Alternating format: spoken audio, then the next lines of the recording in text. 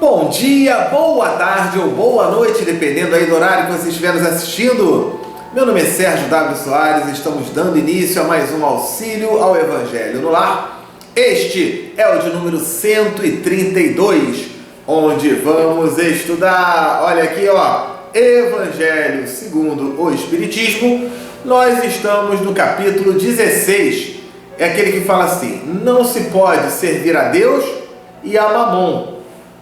Que mamon é esse? Esse negócio de mamon? É mamão? É compro na feira? Mamão? Não, mamon é um termo da Bíblia que fala sobre a riqueza material, ou melhor, fala sobre a cobiça à riqueza material. Fala sobre o apego à matéria. Volto a dizer, você pode ter dinheiro, você pode desejar o teu carro, o teu celular. A questão é quando você cria o apego àquilo. Ai meu Deus, sem aquilo como é que fica? Então é sobre isso que nós vamos estudar hoje, tá? Nós estamos no item número 8, que fala sobre a desigualdade das riquezas. É um tema muito atual, né? Por que uns têm tanto e outros têm tão pouco, ou não tem nada, né? Uns têm e ainda ganham mais, outros têm pouco da perna que tem. Vamos falar sobre isso, tá certo? Bom, a nossa página na internet aqui, ó, www.evangelhonolar2012.blogspot.com. Entrando lá, o que você vai encontrar? Toda sexta-feira, um novo estudo, um novo Evangelho no Lar. Sérgio, hoje é o capítulo 16, eu queria um estudo do capítulo 22. Tem. Aí você procura na temporada anterior a essa, tem lá o Evangelho completo. Você vai encontrar qualquer assunto do Evangelho segundo o Espiritismo, já tem no nosso site. Tem o passo a passo de como fazer o Evangelho, tem o tira dúvidas, tem o significado das palavras mais difíceis, tudo mastigadinho. E se ainda tiver dúvida, manda um WhatsApp para nós. Você sabe qual é o WhatsApp? Aqui ó, 21 99 247 5631. Vou repetir, 21 99 247 5631. Então você pode mandar aí o teu zap, a gente vai respondendo, vai tirando as dúvidas. E até se você quiser também falar sobre outros assuntos, a gente pode também ir conversando. Se você preferir o bom e velho e-mail, olha aqui o e-mail, amorperdãoefé@gmail.com. Então você pode mandar também o seu e-mail, que a gente vai respondendo. A única coisa que eu falo aqui é que eu nem sempre consigo responder na hora, tá? Então é muita mensagem que chega, às vezes eu fico com 200 mensagens acumuladas, 150 mensagens, né? Às vezes eu pego até um sábado, um domingo para poder botar em dia, mas 100% das mensagens são respondidas. Pelo menos até hoje, desde 2012 que a gente começou esse trabalho, todas as mensagens são respondidas, ok? Se você gosta do Facebook, aqui ó, facebook.com/Evangelho no Lar 2012. Vamos curtir, vamos compartilhar, vamos levar adiante aí a ideia, né, a proposta do Evangelho no Lar. É muito importante também, né?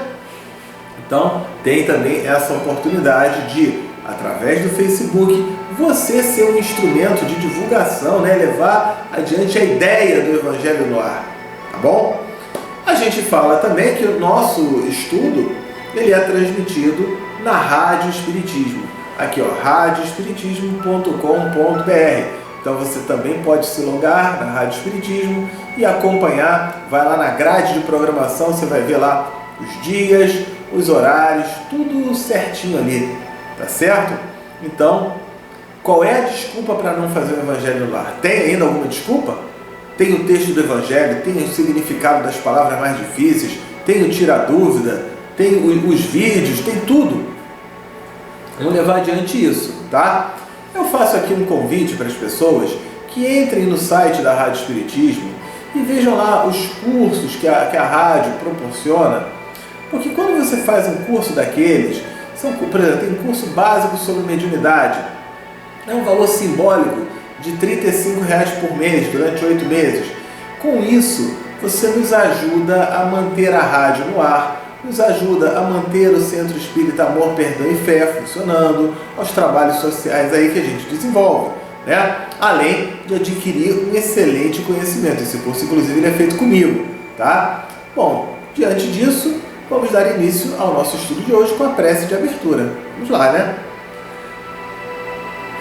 Querido Deus, Mestre Jesus, espiritualidade amiga, benfeitores, nossos anjos da guarda, obrigado por mais esta oportunidade que nos é concedida para o estudo, para o aprendizado, para o conhecimento.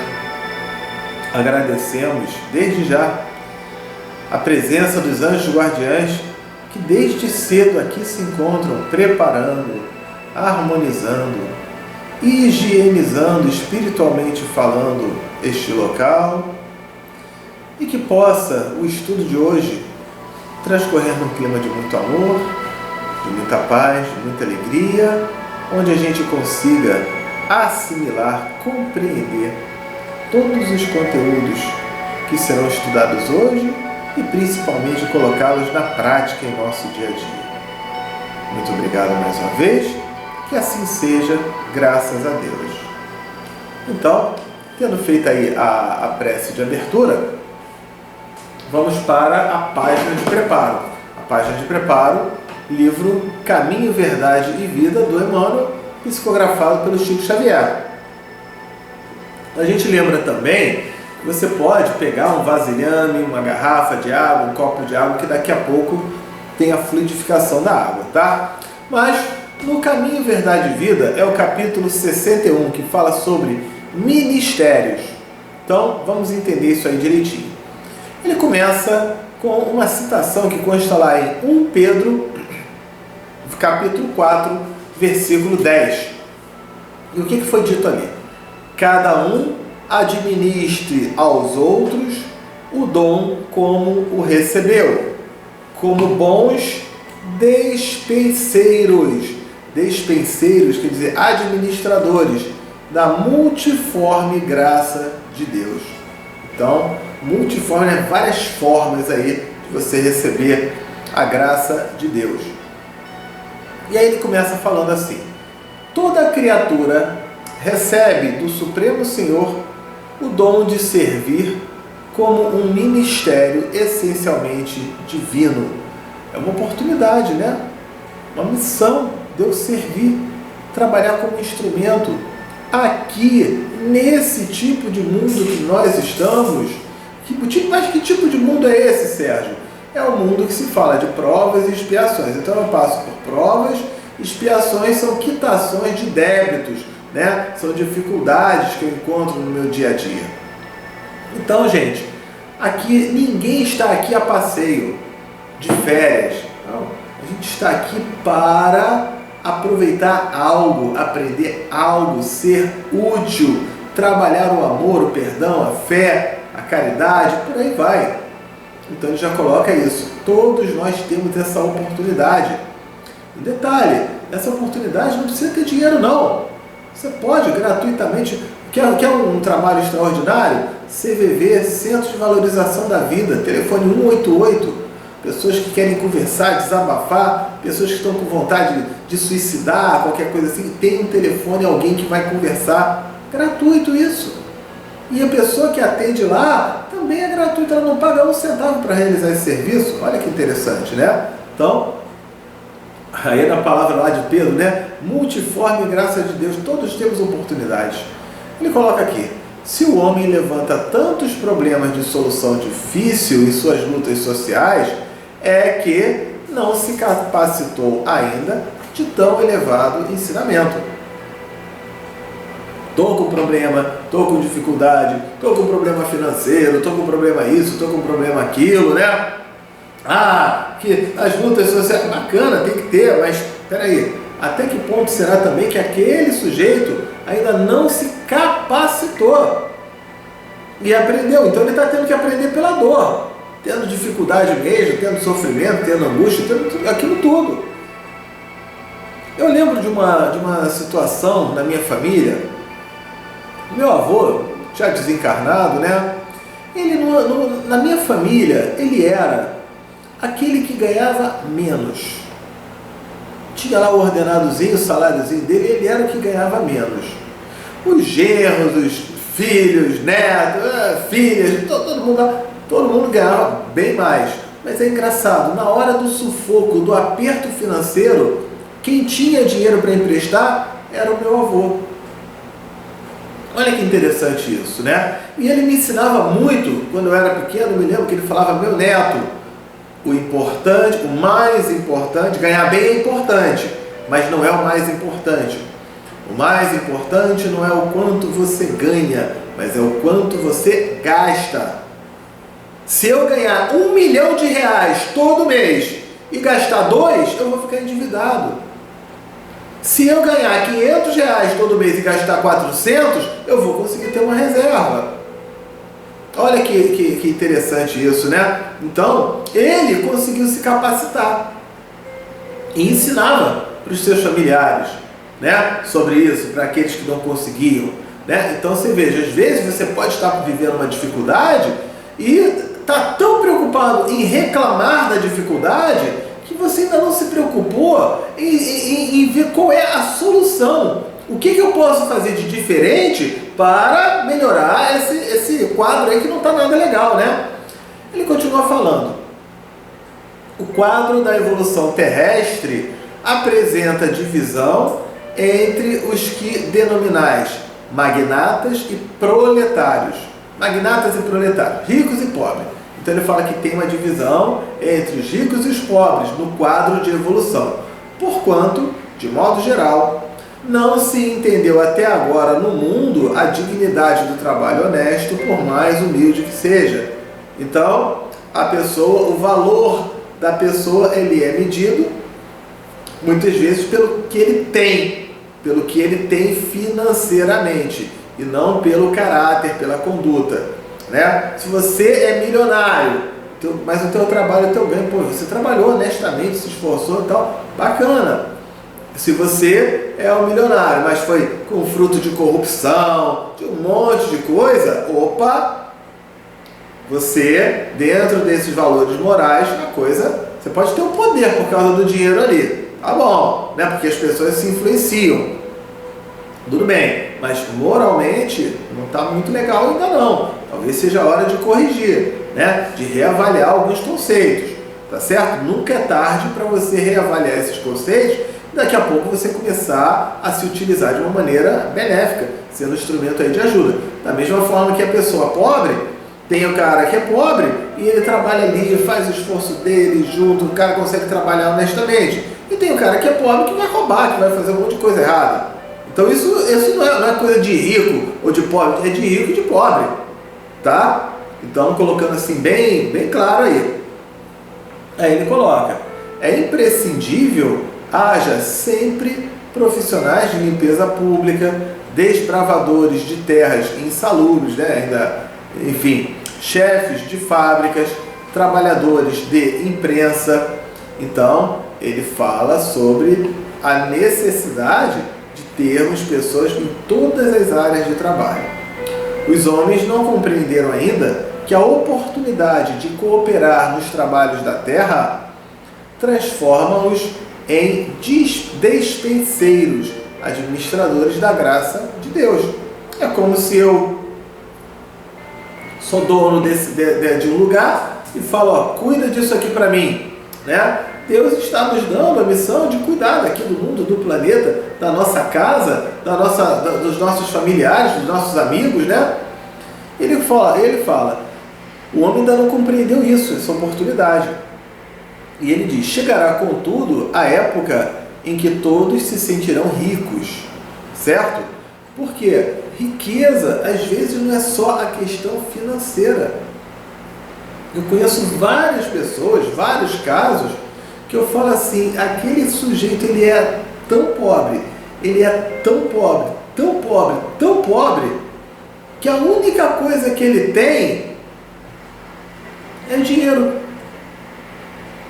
Mas Sérgio, como assim? Se você olhar o lado material, talvez ele seja rico, mas se você olhar o lado moral, o lado espiritual, por que tem um monte de rico que se suicida?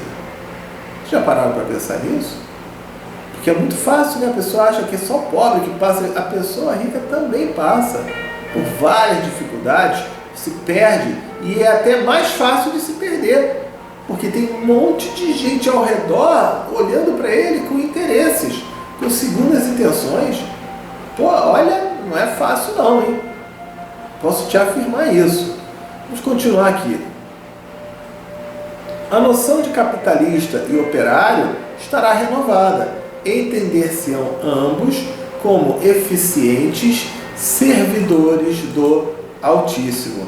Então, aquela situação do cara ele é o dono da empresa, ele é o operário da empresa, aquela coisa toda, essa noção vai chegar uma hora que vai ser esquecida. O que importa é o cara produzir, auxiliar, fazer o seu melhor, ser instrumento de ajuda, ser luz para as pessoas. E todos nós podemos ser luz para as pessoas de alguma forma, ok? Continuando, o jardineiro sentirá que o seu ministério é irmão da tarefa confinada ao gerente da usina. Então, eu tenho uma fábrica com engenheiros, mas até aquele cara que cuida do jardim, ele é um elemento importante. O porteiro, o vigia, é um elemento importante. O cozinheiro é um elemento importante. O faxineiro é um elemento importante. Você é um elemento importante. Eu sou um elemento importante. Todos nós somos elementos importantes dentro desse processo aí. Ok? E ele coloca: cada qual ministrará os bens recebidos do Pai na sua própria esfera de ação, sem a ideia egoística, né, do egoísta, né, de ganhar para enriquecer na terra, mas de servir com proveito para enriquecer em Deus. Então, agora vamos colocar aqui também, vamos tirar a hipocrisia também. Ah, eu vou ganhar o dinheiro, vai tudo na realidade, eu não vou ficar com nada, vou ficar a pé. Veja, você também, se você trabalhou, se você se esforçou, se você se empenhou, você dormiu tarde, você faz hora extra, você faz cursos, faz faculdade, vai aprendendo mais. Gente, nada mais natural do que você ganhar mais, do que você cresceu, Ou será que tinha que ser o contrário? Ou será que você tem que se sentir culpado porque você ganha mais, você se esforça mais, o outro lá não se esforça nada e você ganha mais do que o outro? Peraí, olha o teu empenho, como é que fica. A questão, né, é o quê? Aí também não, você vai ter que dar para todo mundo. Não, você pode ter a tua parte. Você pode dar para ajudar as pessoas, às vezes até ensinar as pessoas a conseguir as coisas, a conseguir ter os lucros, a conseguir ter o sucesso, enfim, tanta coisa boa. E a servir de instrumento também ao próximo. Às vezes uma caridade financeira ajuda. É engraçado, né? Hoje em dia existe no nosso Brasil aquele programa, né, de sócio torcedor.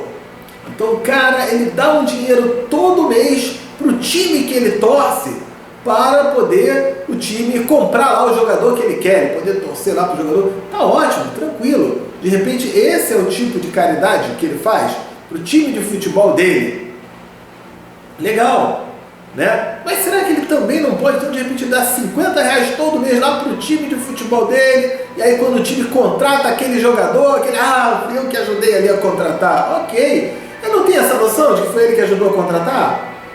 Por que às vezes você não pode também fazer o mês, sei lá, R$20 que seja, para alguma instituição? Lógico, vai conferir se aquela instituição ela é séria, ela é confiável, porque também tem muito espertalhão aí, que se finge, né? Ok? Mas vai dar uma conferida. Olha aí, você está podendo ajudar. Ok? Então, servir não é só ganhar o dinheiro para enriquecer aqui na terra, mas você enriquecer-se no teu aspecto moral, no teu aspecto espiritual, no teu aspecto da tua consciência. Caramba, eu estou fazendo algo de bom para alguém. Que bom! Se esse evangelho no lar aqui, ele conseguir ajudar uma pessoa que seja, caramba, que bom! Já ajudou alguém? Nossa, missão cumprida, vamos continuar fazendo, tá certo? Vamos agora então para o Evangelho, né? Capítulo 16, não se pode servir a Deus e a Mamon, item número 8, que fala sobre a desigualdade das riquezas.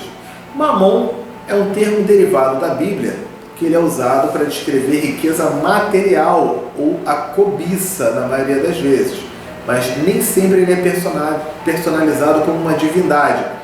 É porque as pessoas têm uma tendência de humanizar, né? Deus, Mamon, então como se fosse... As pessoas pensam em Deus, né? Humanizam ele como um velhinho de barba branca, aquela coisa. Não é isso. Você vê Deus dessa maneira, você vai se decepcionar daqui a pouco, né? Então ele coloca Mamon, já colocando como personagem, né? Representando o terceiro pecado, a ganância, a avareza ou a obsessão pelo dinheiro. Ganhar dinheiro? Bacana. Você comer, se alimentar? Bacana. Você fazer qualquer coisa? Bacana. Agora, quando aquilo vira uma obsessão, você só pensa naquilo, isso começa a fazer mal. Tá certo? Então, Deus representa você praticar amor, perdão, fé, caridade, tolerância, paciência, doação, tudo isso, né? E o Mamon, ele representa, eu quero é tudo para mim, eu quero me dar bem, que se dane o resto. Então, isso é uma contradição. Por isso ele fala, não se pode servir Deus e Mamon. Tá ok? Mas também não vamos ter a hipocrisia que você não pode ter nada. Aí também não, peraí. Senão, para que a gente estuda, para que a gente trabalha, né? Item número 8, desigualdade das riquezas. Então ele fala assim, a desigualdade das riquezas é um dos problemas que inutilmente se procurará resolver, desde que se considere apenas a vida atual. Então, olha que coisa interessante, né? Se eu levar em conta apenas esta encarnação, jamais se resolverá ou se compreenderá a questão da desigualdade das riquezas. Por que um tem tanto ou tem menos? Às vezes se fala, né? Que todo mundo tinha que ganhar a mesma coisa, todo mundo tem que ter a mesma coisa e tudo mais.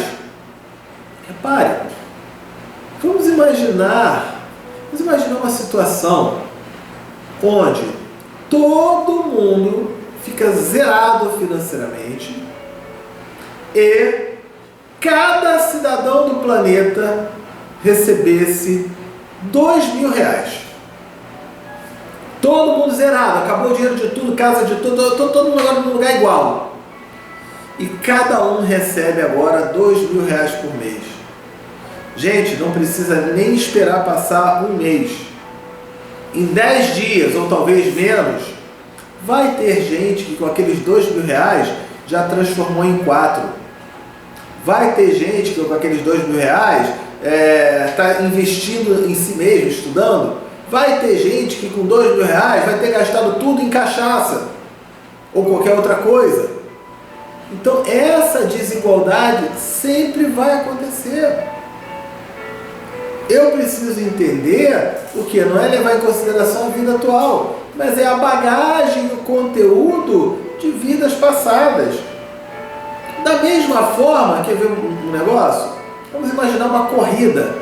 Eu falo muito aqui, eu gosto muito de falar daquela corrida maratona, né? Então, na maratona, são 42 quilômetros, tem o cara que chega com 2 horas de corrida, tem o cara como eu que chegou com 5 horas de corrida, tem o cara que chegou com 3, com 4, mas que desigualdade é essa? Não tem desigualdade nenhuma. Mas tem, Sérgio, um chegou com 2 horas de corrida, você está falando que você chegou com 5 horas de corrida? E eu digo a você que teve gente que chegou com 7 horas de corrida.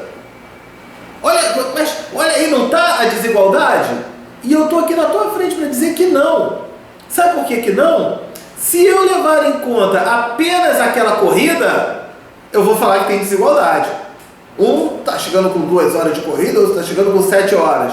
Mas, se eu levar em conta o anterior, que no nosso caso aqui, de vida atual, a gente está falando das vidas passadas, eu vou perceber que aquele cara que chegou em 2 horas de corrida, ele está treinando há quanto tempo, hein? Ele acorda que horas? Ele fica quantas horas por dia treinando e correndo? E eu não treinava muito. Eu dava minha corridinha de final de semana. Então seria justo eu, que era atleta de final de semana, eu chegar no mesmo tempo, nas mesmas 2 horas que aquele vencedor da corrida? Aí sim é que não seria igualdade. Aí sim que seria desigualdade. De repente o outro que não treinava nada foi o que chegou em 7 horas. Isso sem contar aqueles que não completaram a corrida. Então eu acho que é desigualdade porque eu olho só aquele momento atual. A corrida. Olha que desigualdade. Um tão rápido, outro tão devagar, outro... Peraí. E o quanto você se esforçou antes? E o quanto você vem se empenhando antes? E veja, se eu quiser chegar em 2 horas, eu tenho essa oportunidade. No ano que vem vai ter outra corrida, que a partir de agora eu acorde mais cedo, eu treine mais, eu cuide da minha alimentação, eu procure perder peso, ficar em forma. E aí no ano que vem eu posso chegar em 2 horas também, por que não? Mas as pessoas olham só para o agora, não olham a bagagem lá atrás. Então isso vale, como está sendo colocado aqui. A desigualdade das riquezas é um dos problemas que inutilmente, é inútil você tentar resolver, ou entender, ou explicar, e muito pior ainda quando se revolta e fica cheio de coisa, se você considerar apenas a vida atual. Deu para perceber isso? Analise isso em todos os aspectos da sua vida. Todos. Seja na questão de relacionamento, se você tem um namorado, uma namorada, com os filhos, com os familiares, com o trabalho, com a tua parte financeira, com a tua parte espiritual, com a tua tranquilidade. Analise em todos os aspectos. E veja, você tem condições de mudar esse quadro. A primeira questão que se apresenta é essa: por que não são igualmente ricos todos os homens? Então ele fala, não o são por uma razão muito simples, por não serem igualmente inteligentes, ativos e laboriosos, dedicados, para adquirir, e nem sóbrios e previdentes para conservar. Lembra quando eu falei do meu avô? Era o que ganhava menos. E era o que sempre tinha. Quando precisava, na casa dele nunca faltou nada, muito pelo contrário. Meu avô, ele era daquele tipo que você chegava na casa dele, ele sempre tinha que te servir um guaraná. Então um guaranazinho aqui e tal, era sempre, nossa, o tempo todo. Ok?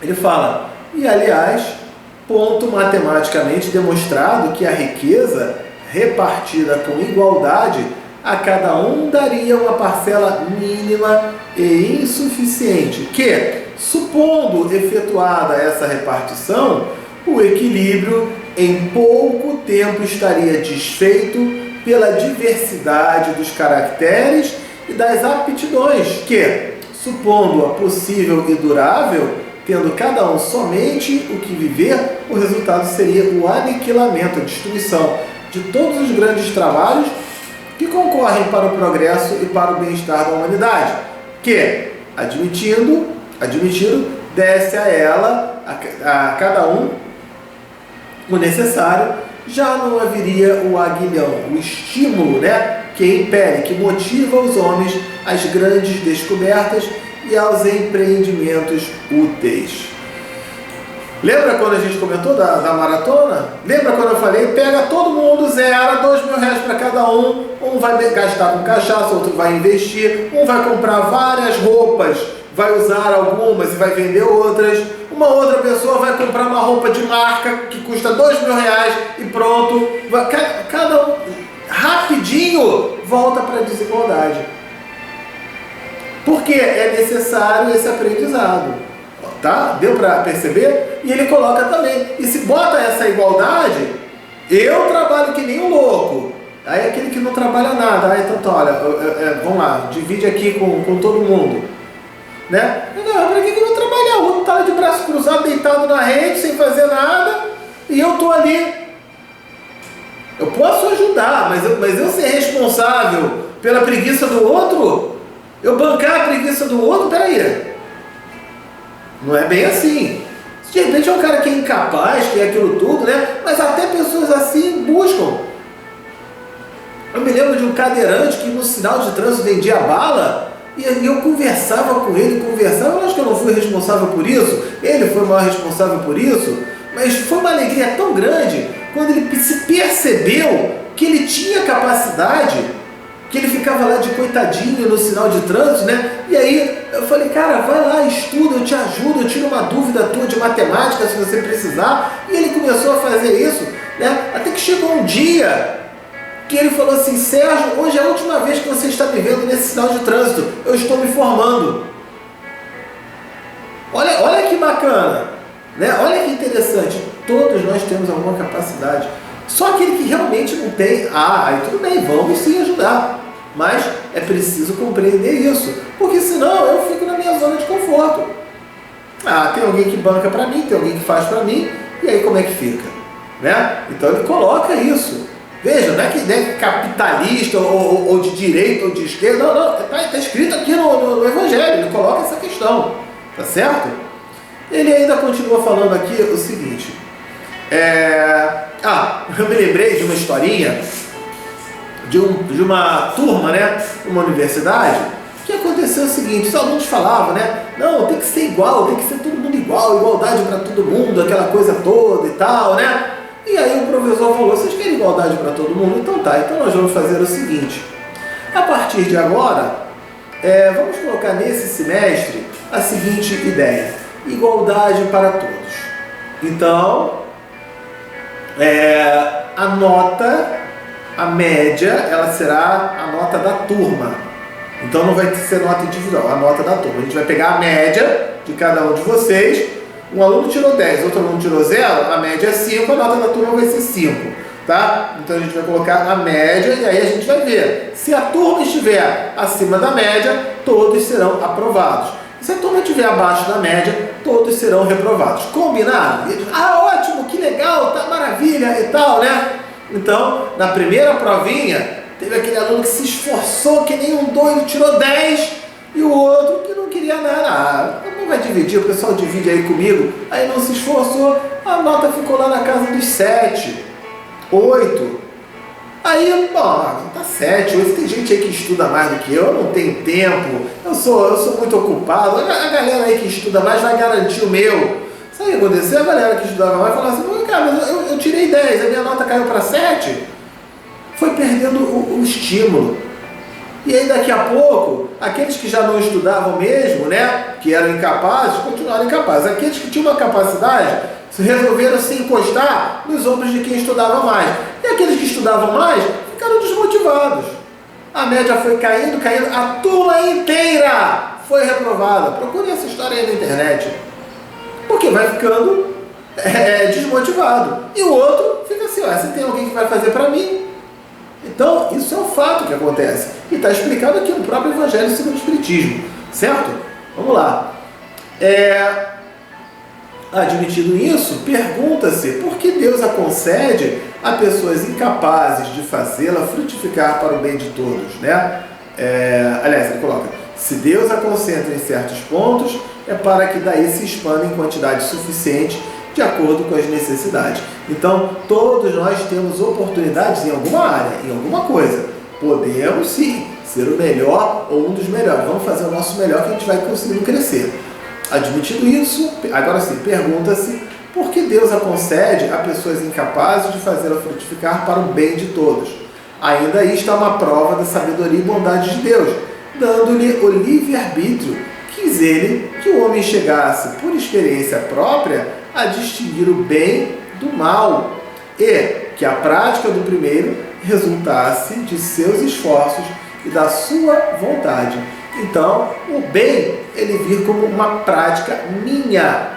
Eu me esforçar, eu consigo separar o bem do mal. Então, deixa eu fazer o máximo, o meu melhor, para ser um instrumento do bem. Essa é a grande questão aí que ele coloca, tá? Não deve o homem ser conduzido fatalmente ao bem e nem ao mal, sem o que não mais fora senão instrumento passível e irresponsável como os animais. Olha, tá todo mundo aprovado, todo mundo vai para o lado do bem. Peraí, mas o cara ainda não tem esse bem dentro de si. Qual é o mérito que houve? Qual é o aprendizado que houve? Não houve aprendizado. Então vamos parar. Quando a pessoa fala, né, Jesus veio para nos salvar dos nossos pecados, pagar pelos nossos pecados. Gente, respeitamos a visão das religiões que falam sobre isso, mas na doutrina espírita isso é inconcebível. Ele veio pagar a minha dívida, ok, eu me endividou e eu vou continuar irresponsável contraindo dívida. O que vai adiantar? Agora, ele pode vir para me orientar. Meu filho, se você não tiver o teu controle, você vai ficar endividado. Aprenda, se discipline. Olha o Emmanuel com o Chico Xavier, disciplina, disciplina, disciplina. Né? Então ele coloca isso, certo?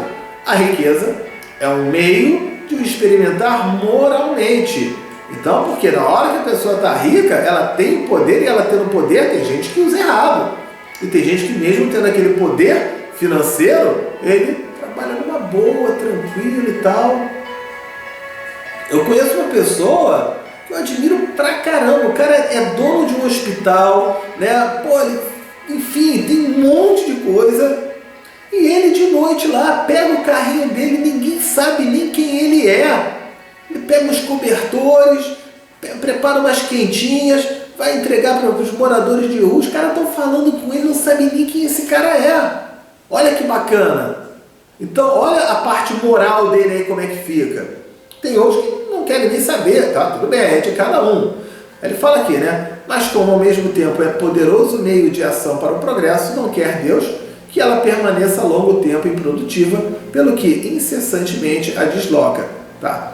Cada um tem de possuí-la para se exercitar em utilizá-la e demonstrar que uso sabe fazer dela. Então eu tenho aquele poder, aquela riqueza, e eu sei usar ela corretamente. Uso para mim, mas eu não me coloco como superior aos outros, nem nada disso. Ah, beleza, o cara está aprendendo, né? Sendo, no entanto, materialmente impossível que todos a possuam ao mesmo tempo, e acontecendo, além disso, que se todos a possuíssem, ninguém trabalharia com o que o melhoramento do planeta ficaria comprometido. Cada um a possui por sua vez. Então eu tenho a oportunidade de numa vida vir rico, numa outra vida vir pobre. E eu posso trabalhar da melhor forma possível, né? Já comentamos aqui em estudos anteriores. Às vezes o cara ganha aquele dinheiro, ganha uma loteria, ele para de trabalhar. Peraí, tudo bem, ele pode até mudar de trabalho, né? Mas é importante que ele produza, que ele faça as coisas, né? Ele coloca assim, que não a tem hoje, já a teve, essa riqueza, noutra existência, ou então terá noutra existência. Outro que agora a tem, talvez não a tenha amanhã. Então, eu tenho a oportunidade de voltar, de reencarnar como homem e como mulher, como negro, como branco, como amarelo, ou como qualquer outra cor. Eu tenho a oportunidade de voltar, de reencarnar saudável ou enfermo. E eu tenho a oportunidade de reencarnar como rico ou como pobre também. Tá certo? Então, ele fala, há ricos e pobres, porque sendo Deus justo, como é, a cada um prescreve trabalhar a seu turno.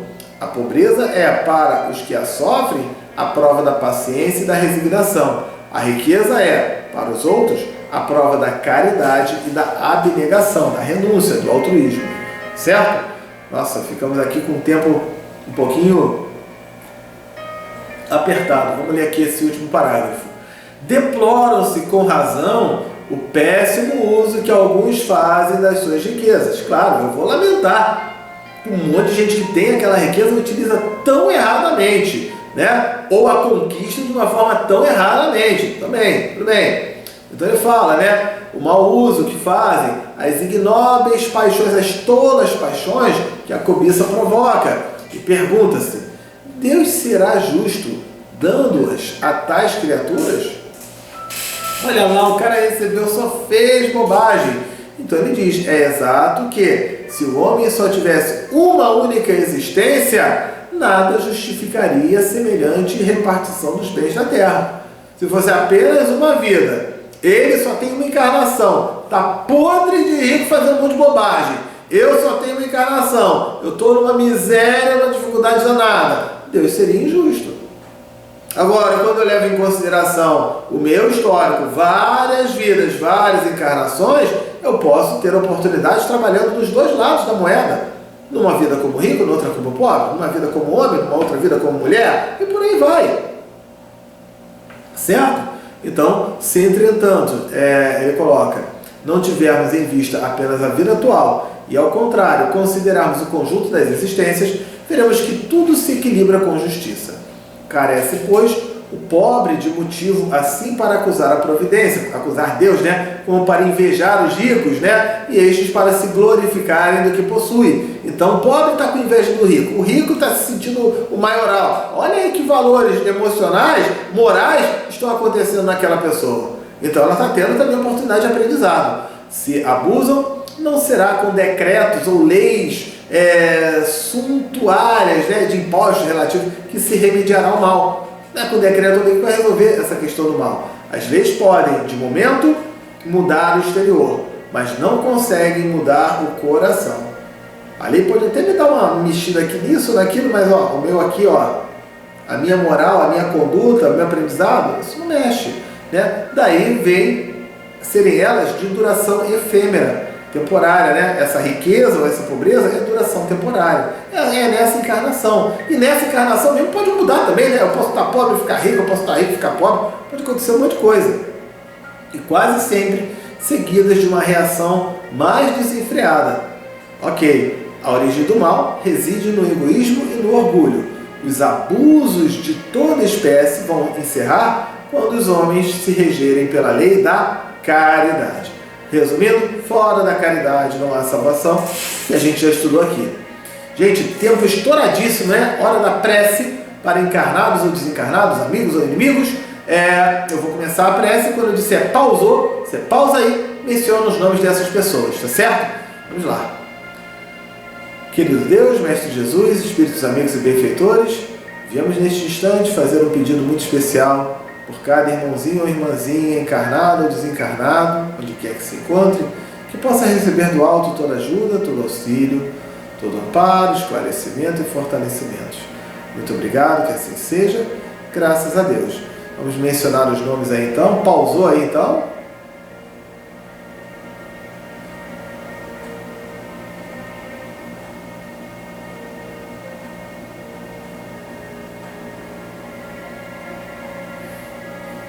Soltou aí o pause, é hora da fluidificação da água então, lembra que vocês podem ir pausando durante o estudo e fazer os comentários, não precisa ser no ritmo que eu estou falando não, eu dei uma acelerada ali, mas também que acho que já tinha dito tudo que tinha para dizer antes, ok? Mas vocês podem ir pausando, comentar, isso aí é muito saudável.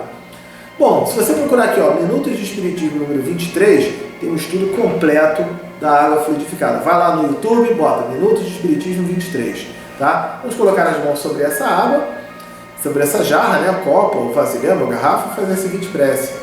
Querido Deus, Mestre Jesus, Espíritos amigos e benfeitores, viemos neste instante pedir-lhes para que possa esta água, neste momento, receber os melhores fluidos, as melhores energias e vibrações, de forma que ao contato dela com nossos organismos, possa nos proporcionar tudo aquilo de bom, de melhor, de importante ou de necessário a cada um de nós. Muito obrigado, que assim seja, graças a Deus. Então, tendo feito aí a prece, a fluidificação, vou colocar aqui no meu copo. Saúde.